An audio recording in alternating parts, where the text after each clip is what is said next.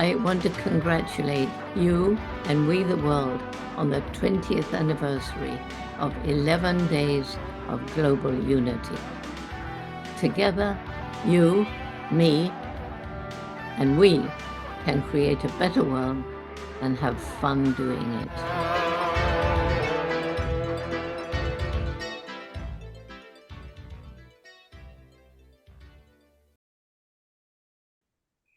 All right. Welcome to the 11 Days of Global Unity Summit, celebrating the 20th anniversary of 11 Days of Global Unity. My name is Rick Ulfik, and I am the founder of We the World at we.net and the co-creator of 11 Days of Global Unity. Each year at the 11 Days Summit in September, we bring you visionary movement leaders and activists, profound dialogues and calls to action. And this year, to celebrate the 20th anniversary of 11 Days of Global Unity, we are featuring extended conversations with Dr. Jane Goodall and Dr. Riane Eisler, plus summit panels on each of the 11 summit themes, which range from unity to environment to human rights, freedom, and peace. For the full 11 days summit schedule, you can register for free by going to we.net and 11 days of globalunity.org, and the 11 is a numeral. You can watch replays of all the recordings, and you can also make a contribution to support We the World by going to we.net. Thank you. So before we bring on today's extraordinary speakers, I want to acknowledge some of our amazing partners who we support and collaborate with during 11 Days of Global Unity and all year round. The UN International Day of Peace NGO Committee, the UN Summit of the Future, the Unite for Peace Coalition, which includes Unity Earth, Peace Week, the Sign Network, One World, We the World, the Deep and Rapid Transformation Conversions, which is happening at the Cathedral of Saint John the Divine, Pause the World in Times Square, and Pace e Bene Nonviolence Campaign and March.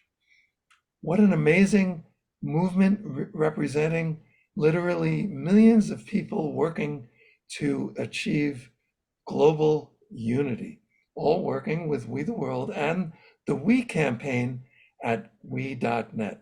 So today I'm excited that we will be joined by members of the Foundation for Ethics and Meaning, which was started by which was started by Rabbi Michael Lerner in the 1990s, and it's still going strong. Members of this panel will be talking about the politics of meaning and spiritual politics in general. Now let's bring in Nanette Schorr, who will give an overview of the Foundation for Ethics and Meaning and the politics of meaning. Please introduce yourself, Nanette, and welcome to the broadcast, Nanette Schorr. Thank you, Rick. Thanks so much. Wonderful to be here with you, with my friends and colleagues and longtime companions in the work of the politics of meaning. I'm really delighted to be a part of this and part of the 11 days, and know that it's been extremely impactful over the years. My name is Nanette Schorr. I'm an attorney and activist, and have been part of the Politics of Meaning movement for many, many years. So I wanted to kick us off by telling you a little bit about the background of the Foundation for Ethics and Meaning and the Politics of Meaning ideas from which on which it's based. So FEM, the Foundation for Ethics and Meaning, is a grassroots, or was a 501c3 tax-exempt organization established by Michael Lerner, as Rick explained, who is the editor of Tikkun magazine, and also by Mark Levine in 1995. The idea first arose when Mark read an article in Mother Jones magazine in late 1994, which argued that a major factor behind the Republican victory and the contract with America that was being espoused at the midterm elections then represented the power of well-funded, well-connected conservative think tanks. The foundations of the FEM's activities and research sought to challenge the economic and cultural dominance of market-driven consumption and the worship of material wealth, power, and celebrity, and to challenge the apathy, the political, ethical, spiritual apathy, and the human and ecological damage that worldview produced. FEM's work was to encourage a holistic and community-based spirit of caring that promotes tolerance, justice, and reconciliation. The politics of meaning is the value system and political analysis which drove the work of FEM. A politics of meaning, which is really a term that Michael Lerner also with Peter Gable developed after their research, is a politics in which each human being is valued for their intrinsic worth.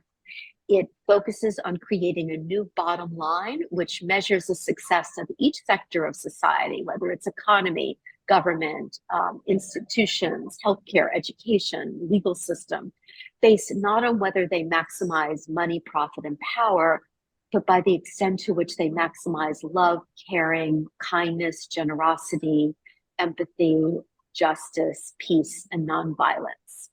The POM, or Politics of Meaning vision, is grounded in the understanding that everyone in the culture carries within us a powerful longing for authentic connection to each other, through which we can be seen and affirmed, what Peter Gable called the spirit of mutual recognition. Because of this, successful social movements in all spheres need to focus on the development of policies and programs which address in a healing way the alienation and isolation within each one of us. The politics of meaning led to the formation of many different endeavors embodying these principles. Of course, core to them was Tikkun magazine, which brought this work to us over many years. And in my own work, I worked on a project called the Project for Integrating Spirituality, Law, and Politics, or Politics. Our website is spiritlawpolitics.org. So before going any farther, I want to introduce my colleagues who I've worked with for many years on bringing this politics of meaning into fruition in different spheres of life. I'm going to start first with Bruce Novak. Bruce is an educator, a scholar, and a longtime builder of the politics of meaning. So over to you, Bruce. Thank you, Nanette. That was wonderful. What I want to do in 5 minutes, I've spent some time preparing this, is to think about the future of the politics of meaning, about its deep past, and how, in addition to being these programs that we're all working in and we work together with, it's also a philosophically scientific ontology and logical method. And that's a project I've been working on over this summer. So if you look at, I first got involved in 1996, and we did a summit on ethics and meaning in Chicago. And in a little room with 10 people was Barack Obama. He got involved through one of our summit organizers, Sam Ackerman, who started his political career. And that was an unforgettable inspiration. He was 30 years old. And just recently, in his speech at the Democratic Convention, these are Obama's politics of meaning world words. We live in a time of such confusion and rancor, with a culture that puts a premium on things that don't last: money, fame, status, likes. We chase the approval of strangers on our phone. We build all manner of walls and fences around ourselves. And then we wonder why we feel so alone. We don't trust each other as much because we don't take the time to know each other. Okay. If you want to think about what the meaning of the politics of meaning is, it's encapsulated in that old phrase, and crown thy good with sisterhood and brotherhood.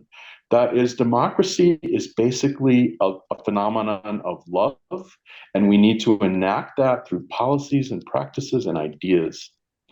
So Hillary Clinton gave a speech in 1993 on the politics of meaning.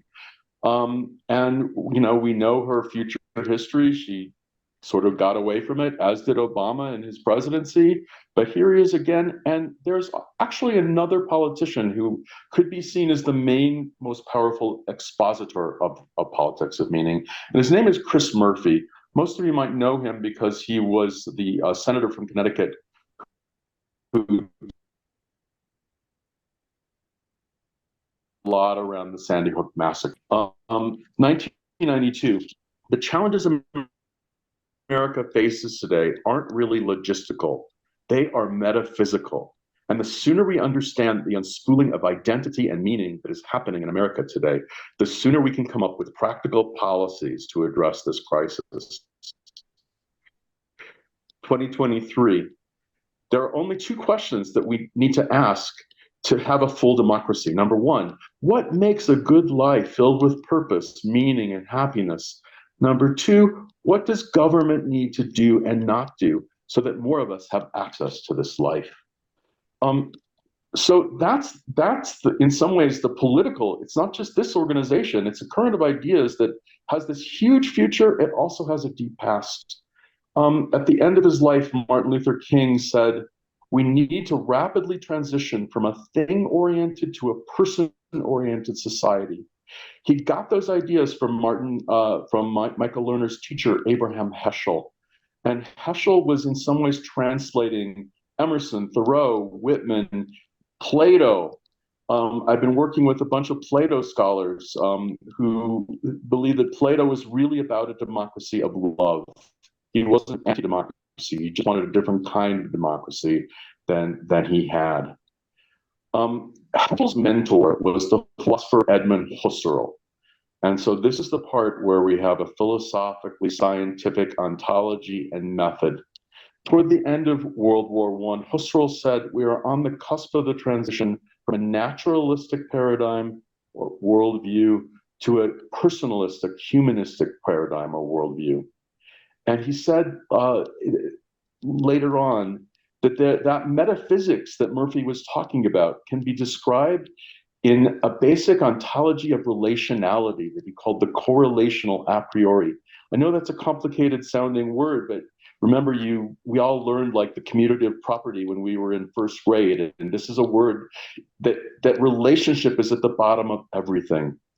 A culture of loneliness has been predicated upon a metaphysics of atomism in which we're all separated starting in the 16th, 17th century.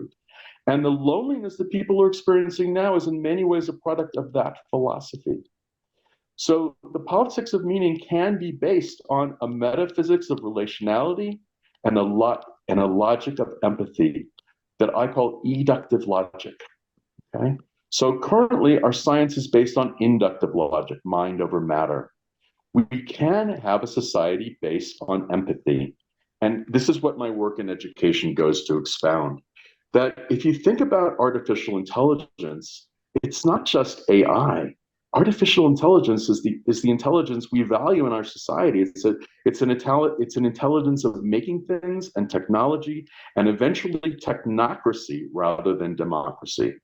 Okay, so just to wrap up and to give you with a little vision of how we can actually have global unity besides all these wonderful organizations, what method can there be for global unity? And I call that method amiculum. That is, what we currently do in schools is we teach curriculum. That word actually means race course. When what real teachers are doing, and I work with a culture of deep teaching, people from Columbia University in particular, Teachers College, where if you think about what real teachers do, and anyone listening to this broadcast must be one of those teachers and must also have had many of those real teachers, is that they make courses not just of mastery of subject matter, but where people come to love one another, others, and the world.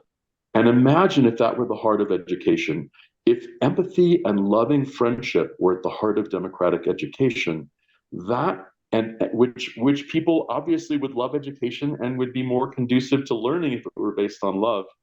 That is the one little simple trick that can make global unity, can make a democratic politics of meaning, and can make for the first time an authentic democracy. That Emerson, he said, a nation of human beings will for the first time exist when each sees their own soul and sees the soul of every other being on earth. Okay?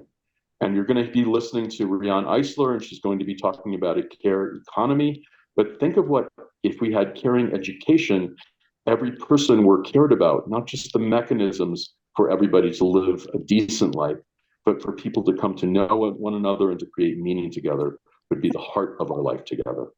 So thank you for this time. I've probably gone over a little bit, but I think I crammed a lot into whatever time I used. Thank you, Nanette. Thank you, Bruce. Wonderful. So now I'm going to turn to my friend and colleague, Bruce Hirsch.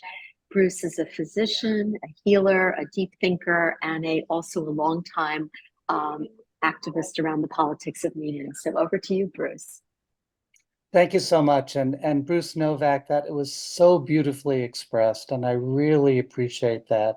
You know, those of us who consider a politics of meaning, we're demanded to ask, to question, what is the meaning of our politics now? What is our political systems, but simply the collective opinion of what it means to be a person in this world, to be a human being, asking ourselves, what does it mean to be a person in relationship to other people, in relationship to the challenges that we're feeling, in relationship to this entire planet? There is wisdom embedded in our ideals. We are far from our ideals, but that basic wisdom, I think, provides a tremendous amount of power. There's conflict in our systems of organization. Remember, it was a slave owner who penned the self-evident but contradicted truth that all persons are equal, that all persons are endowed with inherent rights of life, of liberty, of the resources to thrive and to become completely who they are in this world, to actualize their dreams. The people of each era are given choices, are given opportunities, are given the mandate to respond to those ideals, to respond to the challenges of our world. We have set before us a blessing and a curse. We acknowledge that there are citizens of our world in conflict with each other, in needless conflict with each other. Our societies have deprived others of those inalienable rights to dignity, to security, to life itself. That is a false division. This is a unified world. We are all connected. We are asked to choose life, to choose and to recognize the unity that's in each other.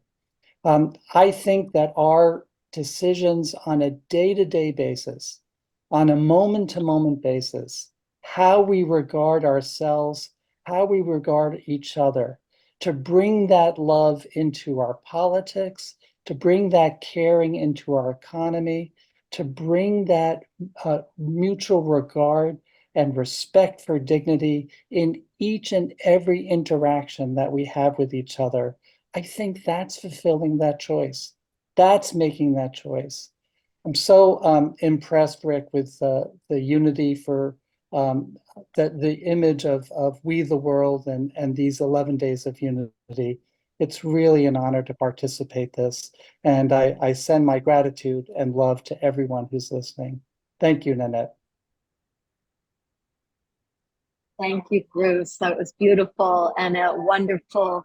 I was thinking this is really a tapestry that's being created, a weaving together, and each of us building on each other. And I also echo your appreciation for the work of the 11 days and for Rick's work.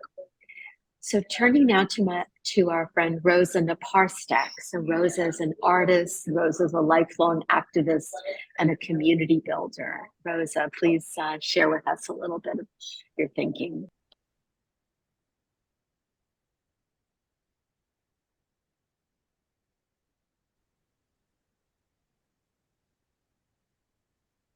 Hi, there's a little glitch here.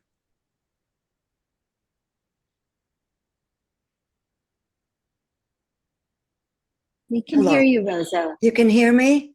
Yes, just great. fine. Now I can hear you and see you. Beautiful. Wonderful. Thank you. Thank you.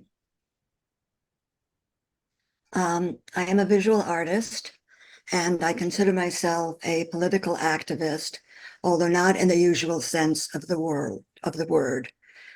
I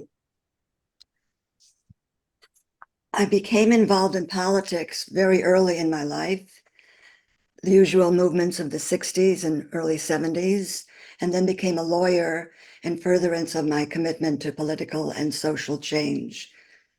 I soon realized that without fundamental personal and political transformation, nothing would ever change. This led me to working with James and Grace Lee Boggs. I was living in Detroit at the time, and they were a political activist, a centuries-long history of political activism. They wrote the book Revolution and Evolution in the 20th Century in 1974, challenging and trying to understand the difference between rebellion and revolution, the rebellion and the riots in Detroit. What this led them to was a very major challenge to the prevailing left, challenging what is usually considered the major contradiction in traditional Marxist terms, all based on economics, between the worker and capital, or between races or sexism, et cetera, gender. But fundamentally what they said is, and this is critical because it really leads into the politics of meaning, that the fundamental contradiction is between our economic and technological overdevelopment and our human and political underdevelopment. This was very influential in my thinking and allowed me to re-examine most of my political thought at that time. They also moved, in terms of their own understanding, that in order to move from rebellion to revolution and resolve the prevailing contradictions between the internal and external, you had to change yourself to change the world. Of course, this was not original to them, but it was original in terms of a left movement. Change yourself to change the world, linking the personal and political. In the year 2000, living in New York, I attended the Reimagining Politics Conference for the year 2000, which was held at Riverside Church in New York City, and of course, organized by Michael Lerner and the Tikkun magazine staff. This event focused on integrating values into politics and challenging the prevailing materialistic and individual culture. This conference was a significant movement for the progressive spiritual left, emphasizing the need for politics grounded in ethics and empathy. And this, as Grace and Jimmy earlier on, this had an enormous and profound influence on my own thinking and development. It deepened my commitment, and I joined FEM, Foundation for Ethics and Meaning, and a little later, the Network of Spiritual Progressives. So what does this mean for me as an artist? I became interested in art as a form of transformation and the transformative power of art. I presented my work in conjunction, and still do, with community building circles, a process that allows participants to explore their own feelings and deepen connections with one another.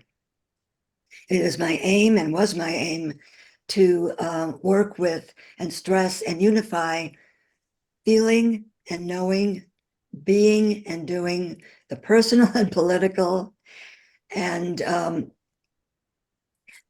the individual and the collective.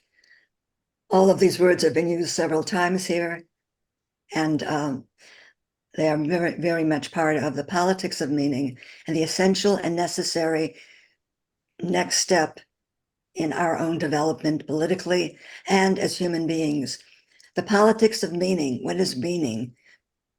Purpose. And what is purpose? From my work with Grace and my work with FEM and POM, the purpose is to evolve ourselves, to change ourselves and become the change we see. I am of the radical belief that the means is the end, and that process is political action. It is critical to develop a unit of politics and build a cohesive movement that integrates all these various words we've been talking about: being, doing, knowing, feeling, and modeling the world we create. I want to say something about the kind of work I do, my artistic work. And of course, it's gone. So I will have to speak to what it is that I do. I work with found objects. I pick up whatever is discarded, and it has its own intrinsic value. And in creating sculptures and collage, with this, I am bringing together what is discarded, but has enormous value in terms of the labor that went into it, emotive power, history, and recombine it, juxtapose it. What this does is it enables people to look at work and bring their own understanding of it, but also challenges their preconceived notions of what something means. I am interested in how all of this relates to our childhood memories, which is what we bring into a work of art, and affects our personal and political view of the world. I want to end with a quote, or not actually a quote, but something that Peter Gable has often quoted. It's something from Van Morrison's song, "I Didn't Know That Love Existed." If my heart could do the thinking and my mind could really feel, then I could start the world anew and know what's really real. I think that pretty much says it all.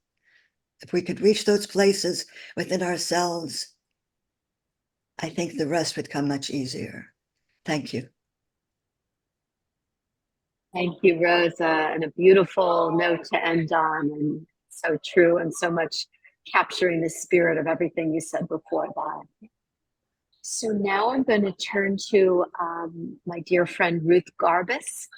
Ruth is a writer, she's a poet, she's a playwright, she's a novelist, she's a therapist, a deep thinker about the human soul and spirit, and a community builder. Over to you, Ruth. Thank you, Nanette. Thank you. I didn't prepare notes. I just recognized that what I needed to say about politics of meaning would come from my own history and the movement I made from being a very lonely, frightened, and alienated child into embracing embracing the worldview that Bruce and the others have beautifully spoken about, which is the world of looking at people not as enemy, not as competitor, but as a field of contact. Yeah, a field of contact. Let me begin by telling that I was a very, very lost little girl. My father and mother struggled to enjoy each other, and they never quite succeeded. And my father was especially a disruptive and anguished man. And I felt that the world around me was anguished and hostile, and that I had to be very, very watchful, very vigilant in order not to be destroyed. And I remember when I first entered kindergarten, I was looking for a different thing. I couldn't verbalize it, but I was looking for something else, some other little girl to come out of me and be more relaxed, more related. But I didn't find it. I didn't find it. I continued to experience the adults in my world as hostile, and the struggles to be part of a group, to be with other children in a way that wasn't tense, destroyed my stomach and destroyed my peace. I was very elusive. And I began to have an identification with the African American people that came into my ken.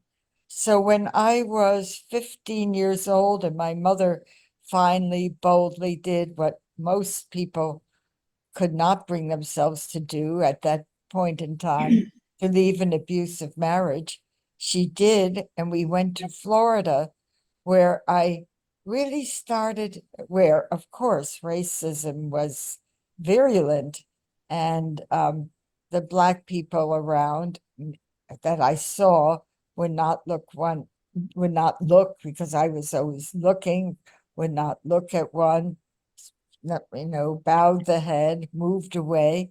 And I felt they're really expressing what has been, in a sense, my experience in life, that people move away, don't make contact. I became very outraged by this racism, because I also felt myself as an outsider in the high schools I attended in racist Orlando and Gainesville. So I found myself being described as the N-word and a N-word lover. And it was through the corridors of Gainesville High School I walked, with people pointing at me as the N lover. I also got on a bus, a city bus, and went to the back of the bus to identify with the Black people around me. Of course, in a little bit, the bus driver stopped, told me I had to get off or sit in the front. So that was the end of my little sit-in. But I was very aware of how my insides were feeling the sense of deep disconnection from the world around me. It was not until I finally, after college, moved to New York and started working, that I found camaraderie. And I want to move on to really emphasize what Bruce has said about the role of teachers in allowing people to relax in each other's company. This is a key word in our ongoing attempt to bring love and connection and values into our society. It's to allow others to relax in our presence. And as an adult, having gotten involved with the women's movement and leading a group called Women of Vision and Action, I learned to start every meeting with meditation and the prayer that we all have said. I've used it everywhere, starting from within, working in a circle in a sacred manner. We heal and develop ourselves, our relationships, our community, and the world. And for some reason, these beautiful phrases have deeply affected people who have contemplated them and take it in, because it's the relaxation, the starting from within, the relaxing, the taking a breath so one accepts oneself and moving on to opening the eyes and seeing the others without conflict, without judgment, and just the relaxation of feeling finally human. And this is really all I want to say. I have found a beautiful community with FEM, and people, you are my lifelong friends. I'm on this journey. I'm the oldest among you, and I must say, you have been a beautiful bouquet of love, even in our most delightful struggling and conflict, and coming to really some negotiated peace with the wonderful Declaration of Reconciliation that we wrote, was really a proof of this respect and relaxation and letting the other person breathe, maybe to contradict, but to contradict not out of rejection or a sense of having to hold on to oneself for fear of being blown away by the other, but really we constructed a beautiful document which still holds truth, even though the conflict we were talking about doesn't seem to have right now a foreseeable end. Well, I love FEM, and I'm so grateful to Rick for going further, blossoming out of the politics of meaning into making the whole world the workshop in which we develop our notions of community, love, and working with conflict and moving into spiritual connection. And I am very grateful for this opportunity to speak, perhaps to ramble, but I love you all. Thank you, Ruth. Thank you for sharing so much of yourself, as you always do. You always share so deeply, and it's much appreciated, and share that beautiful community with you all these years. So I want to turn to our friend Rick Ulfik. Rick, our musician, activist, unifier, promoter of we consciousness of love and peace and connection. Yes, but before you get to me, could we hear from Julie? We didn't. Oh, Julie first? Absolutely. Yeah. I would say, because I'll do the kind of why you not? do the wrap up. Okay, wonderful. Yeah, and then we'll have our round table. But so yeah, go ahead. So Julie Oxenberg, we turn to Julie, who's a psychotherapist, a writer, a spiritual activist of many years, and one of our great comrades here, Julie Oxenberg. Thank you. Thank you so much.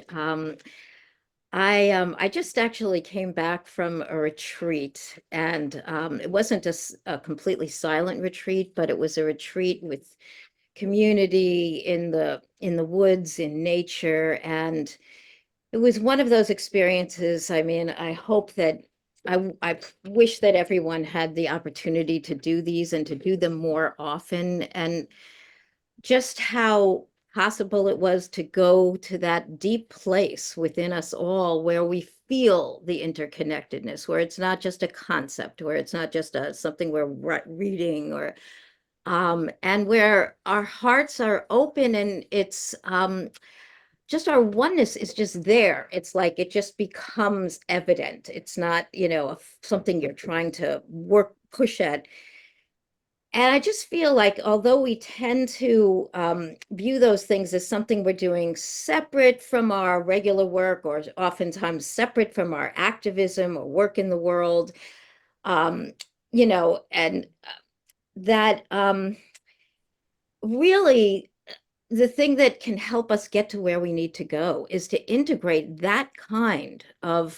those kind of practices, that kind of retreat work, even, that deeper work into our consciousness, that we should start our envisioning of policy from that kind of place and that kind of consciousness. And we've lived in a more patriarchal and other kind of world up to this point, but I am hoping and want to be a part of the process of bringing more of these psychological and spiritual and consciousness building kind of processes into the work of how we are creating the policies and the practices of living together in this world, that it is not something separate. It's not just something that gives us rejuvenation. It's not just like a nice thing to release some energy. It is really almost the only way we can get to the place that we need to get to create the world that we so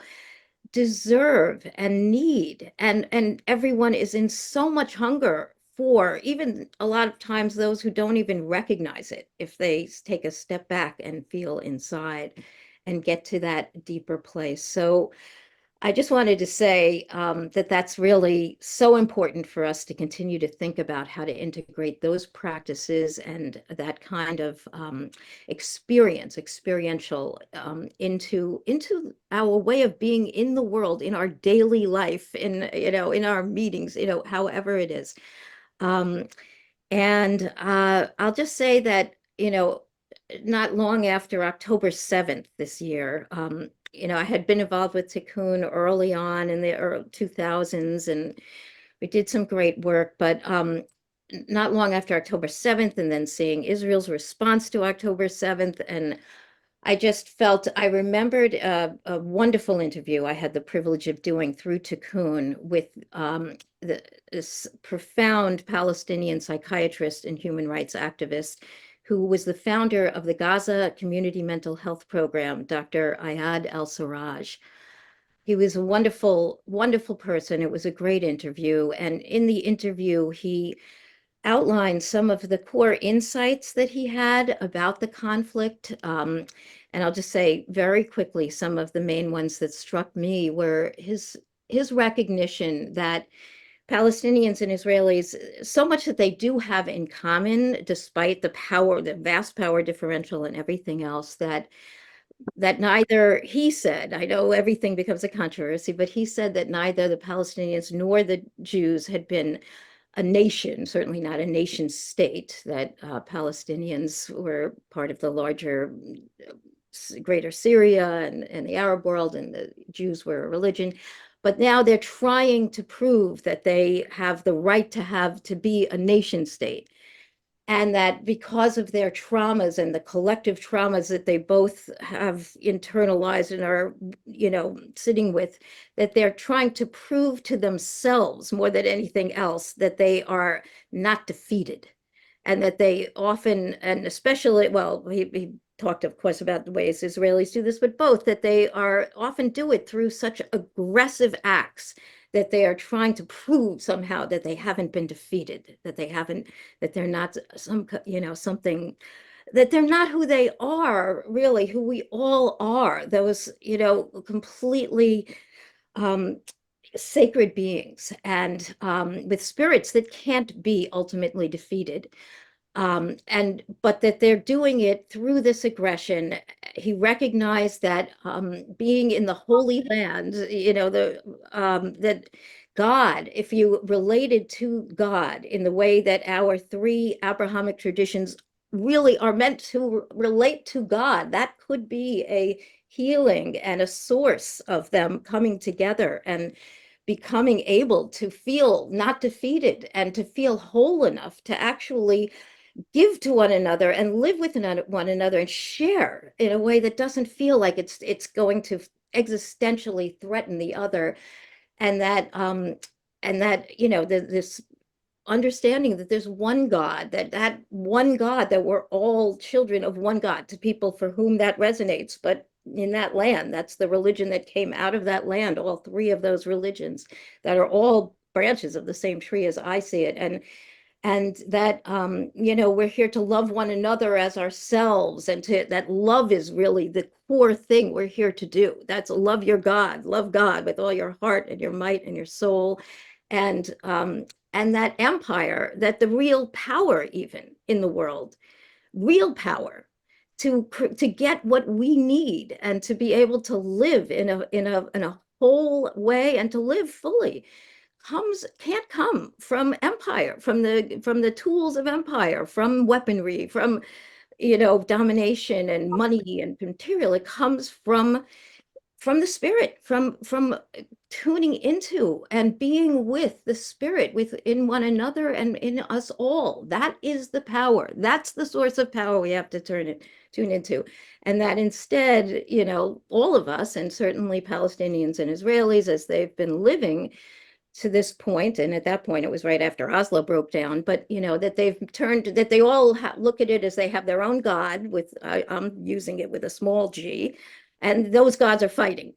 And it's just a tragedy. And then he outlined one process from the Bedouin tradition that he thought could be very helpful to the possibility of something that could bring us back to a place of wholeness. And he was saying it's the Sulha process in the Bedouin culture, where the possibility that tribes, even who have been in tremendous conflict, even if a member has killed another member and other kinds of horrible crimes, that if the elders or the leaders of that one tribe are willing and able to take responsibility to acknowledge their sons, their hearts, their tribe's role in having harmed and done harm and done injustice and hurt the other peoples, that they acknowledge that, and that they offer apology for that, a sincere, a deep apology for that, and then offer their hand in a real way, their intention and desire to live in peace and harmony, to undo, to repair, in order to go forward. And that apology, that acknowledgement and apology is so central. It's actually the critical piece of being able to get anywhere, to even start this process. But then he said that if people from the tribe can do that, then, this is in tribal culture, then the other tribe, if they're honorable, are actually obligated to accept that, if it's real, if it's sincere, to accept that, and then to work to join hands and come together and go forward as one. And he said, then they start to intermarry, and then the two tribes will become one. And that's the history of tribalism in this world and how they evolve. And he was saying that perhaps, if the Israelis could speak to, and he talked about it in a deep way, like, we didn't really come here to do this to you, that, this really almost the horrible context that this whole thing has started in, and that, and of course, sitting on the trauma of the 2,000 years of anti-Semitism and the Holocaust and the terrible fears and everything else, and the Jewish people there were coming from, but acknowledging what has happened and the losses and all of that, and to offer that, and then reach out a hand and see if we can finally come together, whatever would be needed to repair, to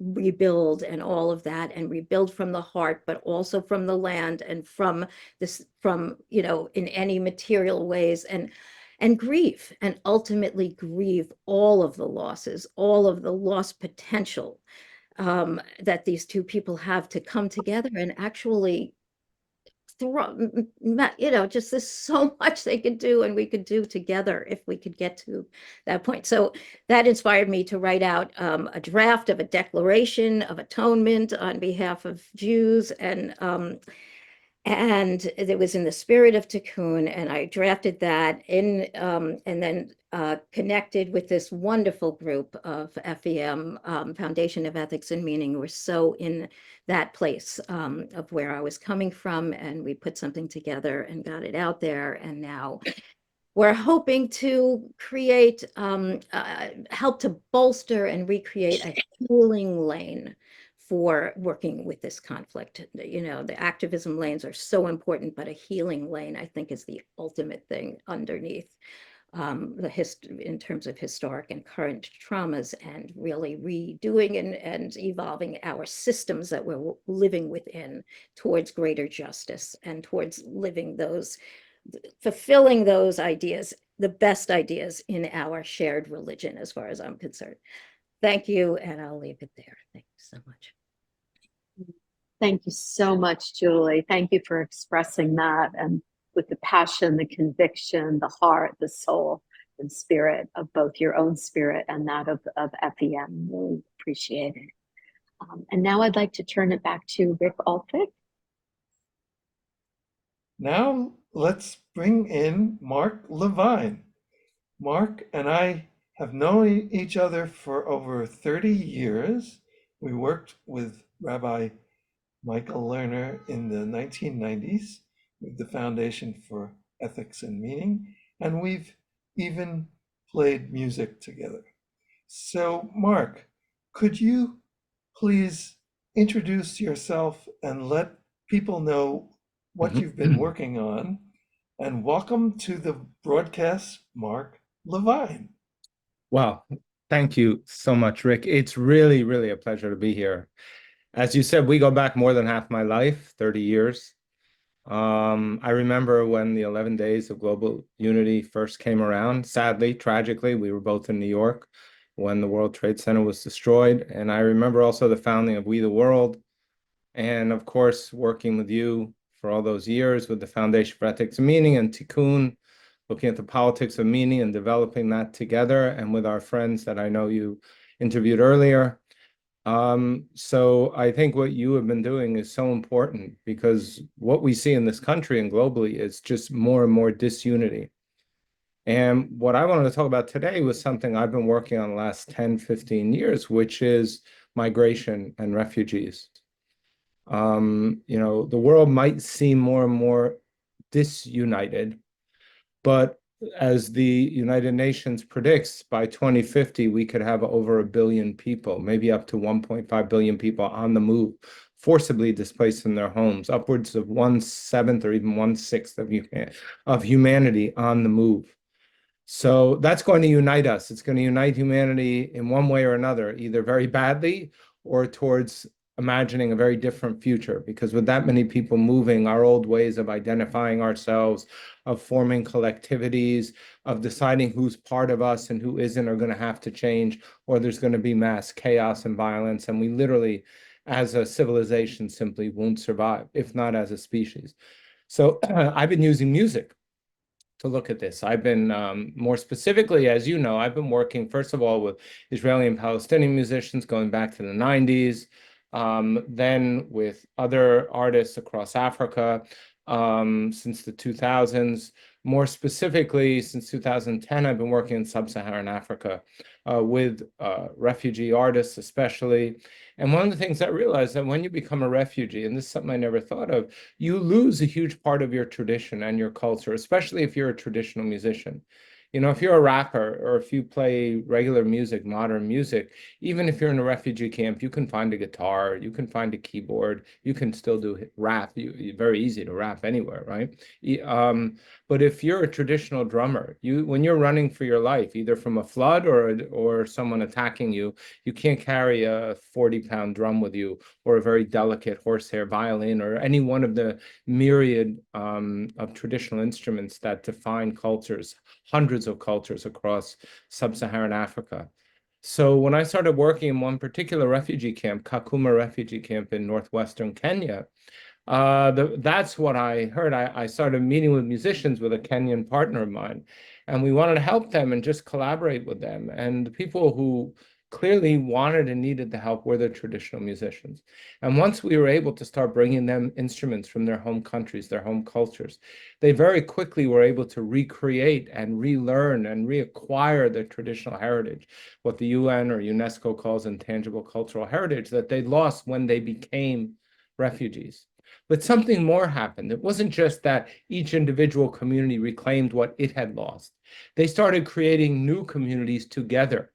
They started creating new groups that brought together communities that never interacted before, largely because the camps, in the refugee camps, the UNHCR, which runs the camps, is very scared to have different communities together because some of them may have been at war in their home countries or in neighboring countries. But through music, they were able to forge bonds that never existed and create new solidarities that never existed. And we created this group called Kakuma Sound. We just played the huge Roskilde Festival in Denmark this summer. And we started with 14 people coming to a meeting in 2019. And now we have over 600 or 700 members just in Kakuma refugee camp. Plus, we have other camps in Rwanda, Uganda, and Congo who have started their own versions because it's something they realize would be so important to them. And in all these places, you see how music and culture and art creates unity. And it doesn't just reunite communities that were in disillusion because of having to flee from their original homes. It creates new communities that didn't exist before. And that, I think, is just a model for how you create global unity. And of course, what we've been trying to do is take this globally now. So we played in Denmark, this big festival. We might be playing in Tanzania. We've played in Uganda, all over Kenya, and so on and so forth. And we're doing, videos and documentaries, and it's just spreading the word about the power of music. And this was so powerful, it actually led a lovely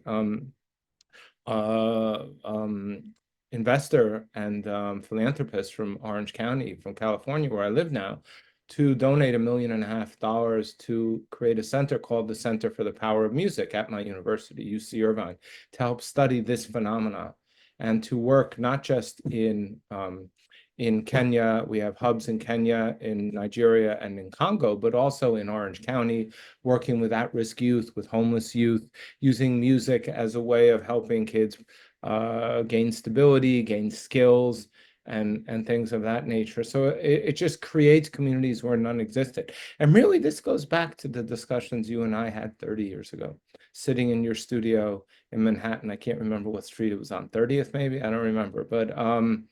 But I just remember being in that studio.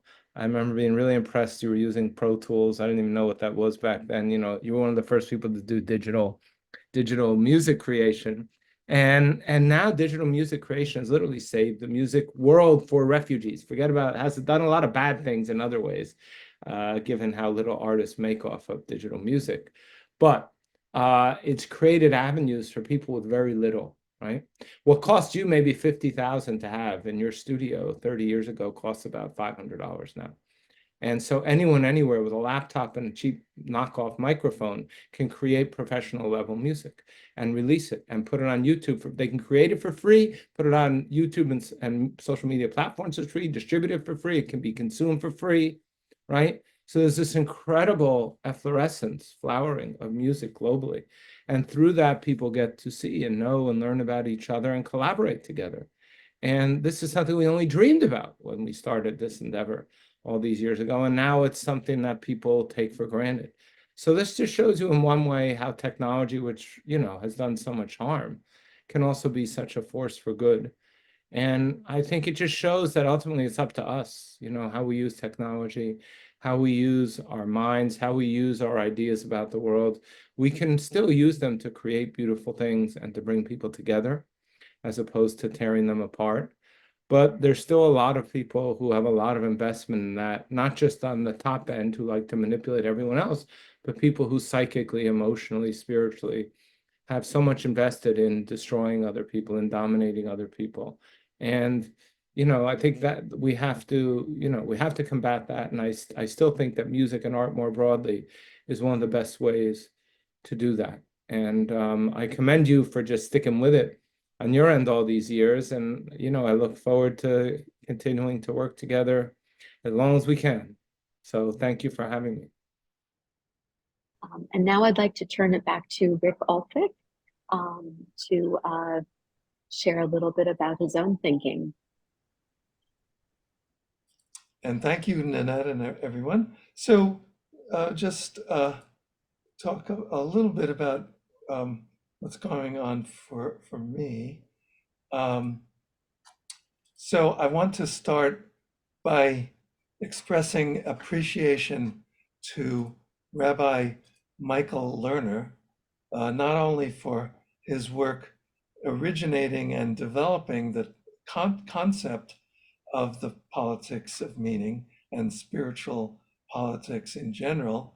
I also want to acknowledge that my working with him motivated me to become a full-time activist and eventually to found We the World. I also want to acknowledge Peter Gable, particularly his examination of people's desire for mutual recognition, as some people have talked about earlier in this panel. It connects with the We campaign of We the World and We.net, because expanding we consciousness is really important at a time in the USA when many politicians are using us versus them politics to gain power. Our 11 Days of Global Unity Summit panel on freedom goes into depth on this crucial subject. The work of We the World and the We campaign is to expand we power, the power of people to come together to transform our society and our world. Ultimately, could our democracy become an embodiment of we consciousness that works for the common good? Can you imagine that? So I want to thank you, and Nanette, maybe we can do a quick roundtable discussion to wind things up. Sure. Thank you, Rick. Thank you for locating us in that in work, in Michael Lerner's work, and Peter Gable's work, and talking about your own evolution as an activist. But why don't we move into the just a couple of responses. I would like to speak on behalf of the whole group to thank Nanette for the beautiful appreciations of each one of us that has really embodied the whole philosophy. Yeah. Perhaps someone else might just. Yeah, I think the Wi-Fi signal is dropping a little bit. Yeah, but thank you, Bruce. Anybody else want to respond in any way? And Well, I would like to just appreciate the comments, and I think all of our comments point to a similar thing. I think that the politics of meaning, love and caring in the economy and education, the very moving image of taking discarded objects and recognizing their value and putting them in relationship to each other, to the artists and to us, is such a beautiful metaphor for our individual endeavor. And I also appreciate Ruth's really open and vulnerable sharing with us. We are discarded objects by this large society. So many of us do not feel recognized. And Julie, when you talk about the potential for recognizing our own complicity in some of the pathology of the world and grieving and acknowledging and apologizing, I just sense that concept of a healing lane. We have done a lot of damage to ourselves, to each other, and to this planet. And there is a lot of work to do. And I think that one of the places to start is into actually recognizing the unity that we all share. We all are present on this beautiful planet. And it's just a moment of cherishing and appreciation. Thank you, Bruce. And And Ruth, you wanted to say something? I wanted to say that we operate with the false self when we are we versus them. And it's very uncomfortable. And the only way to get uncomfortable is to compete and conquer or be conquered by the other. And when we are in we consciousness, we only want the other to thrive. We Mhm. want the sense of relaxation I come back to, and camaraderie and creativity that comes when the sterile and inflexible parameters of the false self are operating, how much we need material to bolster our comfort in the world. We can do with less when we have we consciousness. We don't have to feel diminished by having less or having more, if that's the case. But it's just a one authentic communication and relaxation, one with the other. Thanks, Ruth. And Julie, yeah, go ahead.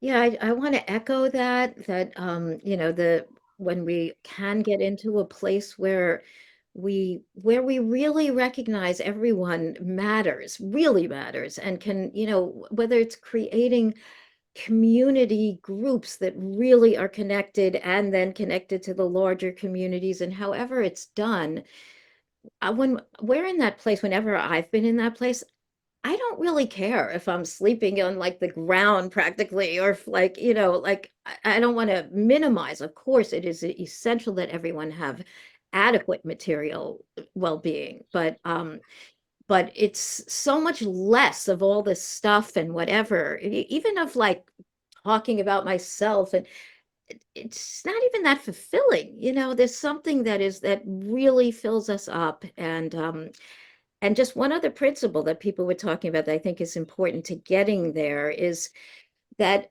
compassion, like having the depth of compassion that we're all interconnected, that there is trauma, collective trauma, individual trauma underlying a lot. And there's a difference between having that deep compassion for all and being condoning, like, therefore it's okay for certain groups to be acting unjustly. I think that it can be hard for some people to even, you know, get into a place of compassion, seeing the suffering underlying even certain kinds of aggressive action, if that automatically has to mean that that's a way of justifying that action, or even accepting that it continued for 1 minute. But I think that we need both, you know, the depth of compassion, that question that Tara Brach asked, what is love asking of us? And that from a place of love, that insistence that our behavior then change and not continue with unjust behavior. Yeah. Rosa, did you want to say anything? And then we'll kind of Yes, I did. finish up. One of the major areas that I work with in art is what is the source of cruelty in us?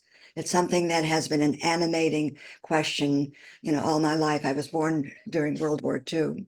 So what is the source of cruelty? And I think this is relevant to here. It has to do with our ability, human beings' ability to deny our own pain, our own fear, and I can never say this word, vulnerability, our fear of our vulnerability. And I think that one of the things that we're all appreciating is, to the extent that we have been present here, you all have been present here, Ruth, Julie, Bruce, speaking from the heart, which means you have to be vulnerable, allow yourself to be open and take the risk. And I just want to, I'm going to take this moment. One of the things that amazed me about 9/11 is the whole country was in uproar about, we had allowed ourselves to be vulnerable or would have never happened. We were vulnerable. No, we were not vulnerable. That's why it happened. When you are vulnerable, you are open, you know what's going on. You would have seen what you were doing. You would have known what you were doing. It's our inability to be vulnerable, which blinds us, blocks us from our own selves and reality and each other. Thank you. And Bruce, you wanted to say something, Bruce Novak. Yeah, I was just thinking, what do we want you to take from this? You've seen a diverse array of people. I think if there's a unified message, it's the power of people just getting together to be together and to come to know one another. I have to say, I was so profoundly moved by hearing Ruth's story, which I'd never heard before in all the 25 years of and that there was in the early stages, there was quite a lot of activism, quite a number of conferences around the politics of meaning that Michael Lerner organized. I started a group using a word that one of the people at one of our retreats said, which is sociotherapy. That is, it's a therapy where we figure out how we've all been screwed up in the same way. And when we share our stories around that, that is a certain kind of activism that embodies what Rosa and the Boggses talked about, where we're occupying ourselves with one another. And so if there's any message we want you together to take from this, it's the example of this group. We just get together once a month and exist together and are there for one another. I just saw an opera called The Righteous, which is about an evangelist who's married to a therapist. The end of the opera, the hero doesn't sing. His head is on his desk, and there's a chorus, and there's an empty circle of chairs. And in some way, that circle of chairs is the hero of that opera. That it's for us to occupy those seats, to be together with one another. So if there's any activism that I want to speak for the group and encouraging you to do, in addition to everything else you're doing, but in some ways essential to everything, just sit with your friends and be together and support one another as human beings. That is the central that's the central activism of the politics of meaning. And if you take anything out of this, it's that activism of being with others, and in that way being with the world. Wow, that's beautiful. Thank you, Bruce, and thank you all Rick, so much. Yes? just one line. Can I just? Yeah, go ahead. Yeah, it's wonderful. I feel I want to add this. Ruth and I have been working together for decades on community building. And we have a paper on some thoughts on community building. And the first statement says this: community building is to the collective what a spiritual practice is to the individual. Ah, good. That's can you say that again? Community building is to the collective what a spiritual practice is to the individual. Wow, that's great. Thank you, Rosa, and thank you all so much. Thank you. This has been really amazing. And thank you, all of you, for watching this and for being part of our 20th anniversary of 11 Days of Global Unity. Please go to we.net to get involved and even make a contribution if you want. And this is a sign for we. You see the W? So it's all about we, right? So let's go from being a me society, like an M. Let's go from being a me society to a we society. That's why we launched we.net. So together we can create a world that works for all. Thank you all so much. Yeah. Bye-bye. Bye.